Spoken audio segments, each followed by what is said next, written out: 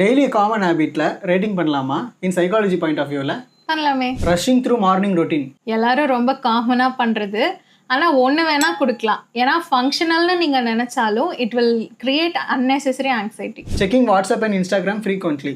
This is 0 out of 10 because it will distract you very much and நீங்கள் பண்ணிட்டு இருக்கிற வேலையில் நிறையவே சொதப்பில் கொண்டு வரும். Know me time. மைனஸ் எவ்வளோ வேணால் போட்டுக்கோங்க அவுட் ஆஃப் 10க்கு.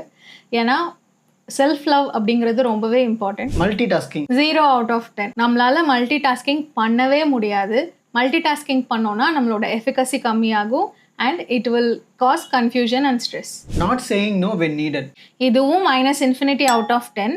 ஏன்னா you will slowly lose your time and energy for your important task and this will lead to self-conflict. என்ன மேம் எல்லாமே நெகட்டிவாகவே சொல்லிட்டு இருக்கீங்க, நல்ல ஹேபிட் எதுவுமே இல்லையா? நல்ல ஹேபிட்ஸும் நிறைய இருக்குது. அதை பற்றி தெரிஞ்சுக்க ஃபாலோ பண்ணிவிட்டு குட் ஹேபிட்ஸ்ன்னு கமெண்ட் பண்ணுங்கள்.